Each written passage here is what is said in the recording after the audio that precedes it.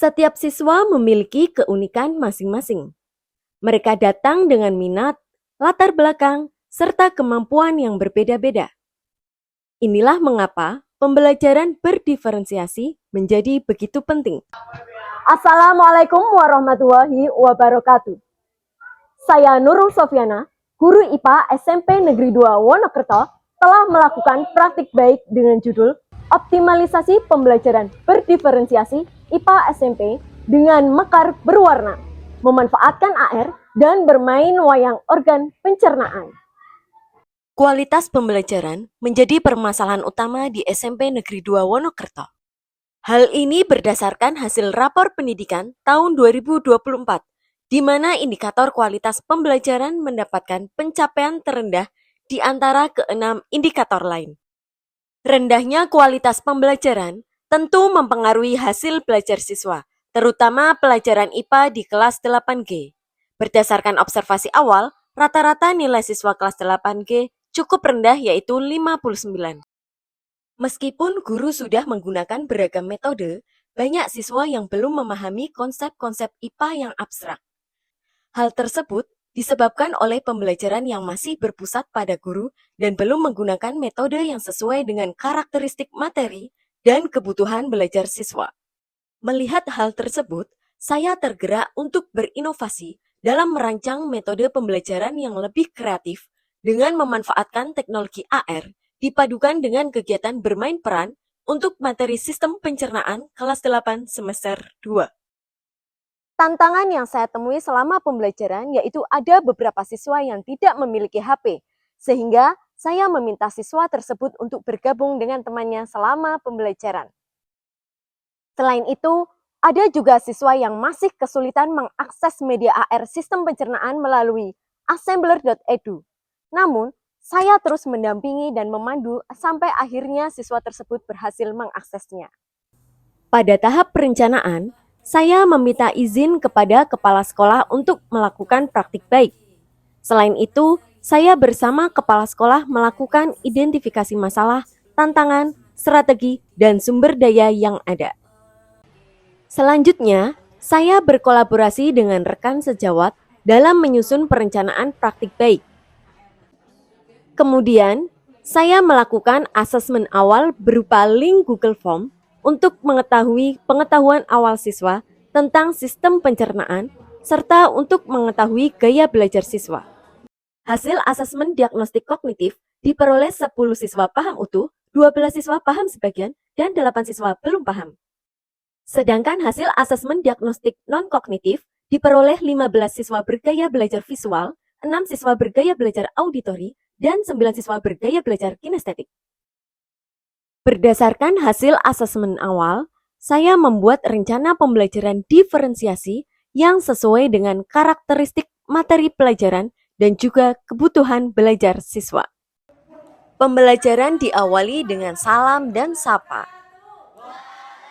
Kemudian dilanjutkan dengan berdoa bersama, mengecek kehadiran siswa, dan tidak lupa, saya juga mengingatkan kesepakatan kelas yang telah disepakati bersama. Saya memberikan pertanyaan pemantik sebagai apersepsi. Setelah itu, disampaikan tujuan pembelajaran yang akan dicapai.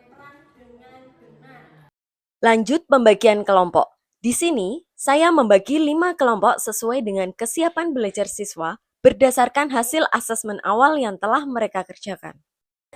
Siswa diajak untuk menonton video, kemudian dilakukan tanya jawab terkait apa yang ada di dalam video, sebagai rangsangan sebelum masuk ke materi pelajaran. Kegiatan selanjutnya yaitu siswa diajak untuk berliterasi digital. Ditampilkan sebuah barcode untuk mengakses bahan belajar yang berisi artikel dan juga video pembelajaran. Siswa dapat memilih bahan belajar sesuai dengan gaya belajar mereka masing-masing. Selanjutnya, siswa men-scan barcode melalui aplikasi assembler.edu untuk melihat media AR sistem pencernaan secara 3 dimensi. Augmented reality atau dikenal dengan AR adalah media yang bisa digunakan untuk menjelaskan konsep IPA yang abstrak agar lebih mudah dipahami oleh siswa. Karena melalui media AR, kita bisa menampilkan sesuatu yang abstrak atau maya ke dunia nyata. Melalui AR ini, siswa dapat lebih jelas melihat bagian-bagian organ pencernaan dari segala sisi. Setelah mengamati organ-organ pencernaan, dilakukan diskusi tanya-jawab sebagai penguatan materi sistem pencernaan. Kegiatan selanjutnya, setelah memahami bentuk-bentuk organ pencernaan, siswa akan diminta untuk bermain peran menggunakan wayang organ pencernaan. Mereka bisa berperan menjadi mulut, kerongkongan, lambung, usus halus, dan usus besar. Siswa diminta untuk membuat percakapan yang memuat fungsi dan organ-organ pencernaan tersebut yang kemudian dipraktikkan layaknya dalam memainkan wayang. Halo Mulut, hai. Kamu lagi ngapain? Perasaan sibuk? Kegiatan bermain peran menggunakan wayang ini dapat meningkatkan rasa percaya diri dan melatih berbicara di depan umum. Siswa terlihat semangat karena mereka belajar memainkan wayang yang merupakan hal baru bagi mereka. Tanpa disadari, mereka memahami fungsi organ pencernaan dengan baik melalui bermain wayang. Setelah semua selesai memainkan wayang organ pencernaan, saya memberikan ice breaking untuk penyegaran dan mengembalikan fokus mereka. Selanjutnya, saya melakukan asesmen berupa kuis dari Quizizz untuk mengetahui sejauh mana pemahaman mereka tentang materi sistem pencernaan yang telah diberikan. Setelah mengerjakan asesmen, saya memberikan tugas untuk membuat suatu himbauan menjaga sistem pencernaan yang berupa poster melalui Canva, podcast, ataupun video sesuai dengan minat mereka masing-masing. Pemberian tugas ini merupakan diferensiasi produk. Selanjutnya, saya meminta siswa untuk menyimpulkan pembelajaran hari ini.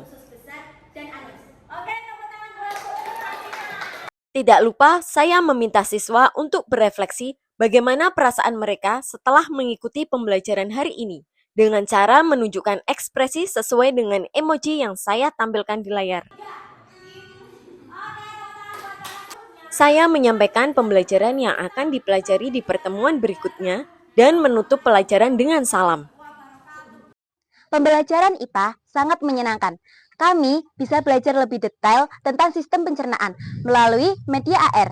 Bentuk-bentuk organnya sangat jelas dan bisa dilihat dari segala arah. Sangat seru belajar IPA dan Bu Sofi, terutama saat bermain wayang tentang organ pencernaan. Selain jadi paham materinya, kami juga bisa bermain wayang seperti dalang. Hasil asesmen menunjukkan adanya peningkatan hasil belajar siswa dari rata-rata kelas 59 menjadi 86. Selain itu, diperoleh hasil survei berupa umpan balik dari siswa. Menurut hasil survei, siswa merasa senang dan antusias selama pembelajaran berdiferensiasi mekar berwarna. Oleh karena itu, saya membagikan praktik baik ini kepada rekan-rekan guru melalui komunitas belajar sekolah. Dalam kegiatan berbagi praktik baik, saya menjelaskan tentang pembelajaran diferensiasi yang telah saya lakukan. Media dan metode mekar berwarna juga sudah didemonstrasikan. Beberapa guru langsung mendownload aplikasi assembler.edu untuk mencoba media AR yang saya gunakan, yang nantinya akan dipraktikkan di kelas mereka. Praktik baik yang telah dilakukan oleh Bu Sofi menurut saya sangat menginspirasi. Pembelajaran diferensiasi yang telah dilakukan sudah sangat lengkap, meliputi konten, proses, dan produk. Selain itu, pembelajaran yang dilakukan juga sudah memanfaatkan teknologi untuk literasi digital dan menggunakan kearifan lokal, yaitu wayang. Praktik baik pembelajaran berdiferensiasi mekar berwarna telah dilaksanakan secara optimal di kelas 8G SMP Negeri 2 Wonokerto pada materi sistem pencernaan. Setelah dilaksanakannya praktik baik ini, siswa terlihat lebih antusias dan hasil belajar mereka meningkat dibandingkan pembelajaran sebelumnya. Semoga praktik baik ini dapat menjadi inspirasi bagi Bapak Ibu guru untuk terus berinovasi dalam pembelajaran berdiferensiasi. Salam Merdeka Belajar!